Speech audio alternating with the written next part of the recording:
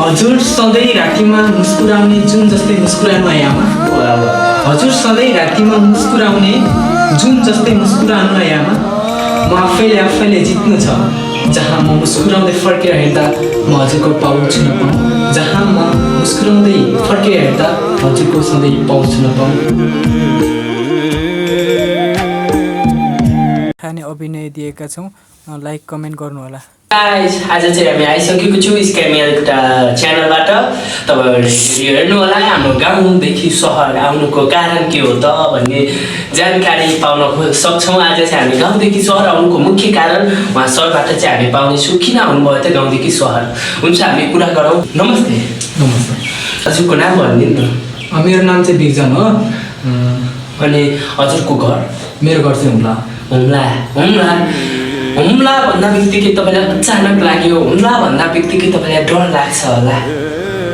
हुम्लादेखि काठमाडौँ चाहिँ सहरमा आउनुभएको छ। अनि तपाईँ यो सहरमा त्यत्रो टाढा हुम्लाबाट कति लाग्छ टाइम गाडीमा?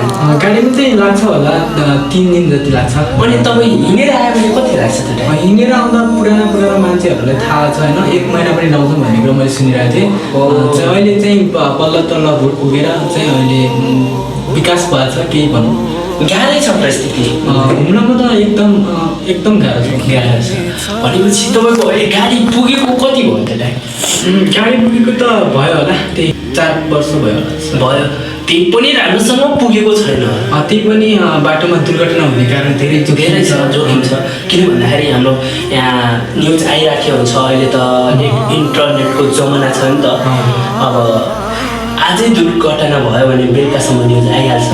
अनि हुम्लाको धेरै हाम्रो न्युज पाएको छु अनि धेरै गाह्रो छ त्यहाँको परिस्थिति, त्यहाँको मान्छेहरू अनि हिँड्नको लागि धेरै गाह्रो छ भन्ने कुरा सुने। ठिक छ, त्यत्रो टाढाबाट आज तपाईँ काठमाडौँ सहरमा आउनुभयो, तर यो सहरमा आएर के उद्देश्य चाहिँ के हो, रहस्य चाहिँ के हो, तपाईँ किन चाहिँ सहरमा आउनुभयो भन्ने हो कि? मेरो रहस्य भनेको के हो भने गाउँबाट सहर आउने मेरो मुख्य रहस्य भनेको एउटा आफूले निर्भर भएर आफ्नो परिवारको जिम्मेवारी सम्हाल्नुको लागि म सहरमा आएको हो। सहरमा हरेक कुराहरू चाहिँ सहनुपर्छ, सहरमा चाहिँ पढ्नै लागि आएको भन्न चाहन्छु।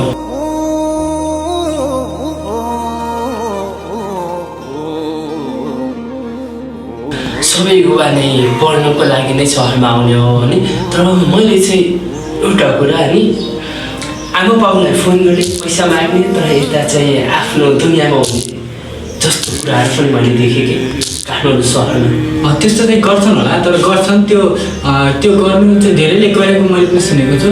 त्यो गर्नु भनेको एकदम आफ्नो मम्मी बुवा अनि आफूलाई नै पुरा नकारात्मक पार्नु भन्ने चाहिँ लाग्छ मलाई।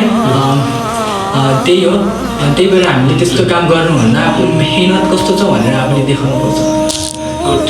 दर्शकबिन, दाइबाट तपाईँले धेरै कुरा सुनिसक्नु भएको छ। साँच्चै तपाईँ गाउँदेखि सहर आएर आमा बाउलाई फोन गरेर अनि पैसा दिएन भने म मर्छु, झुन्डिन्छु, हरेक बाहना बनाएर पैसा निकालेर यता आफ्नो दुनियाँमा नहुनुहोस्।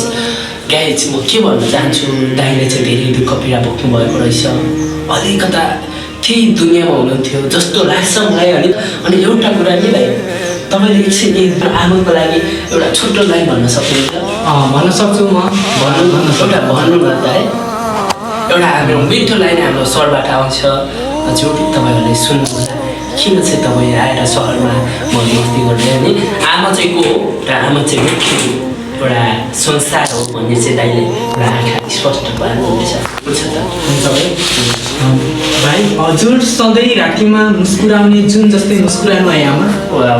हजुर सधैँ रातिमा मुस्कुराउने जुन जस्तै मुस्कुराउनु है आमा।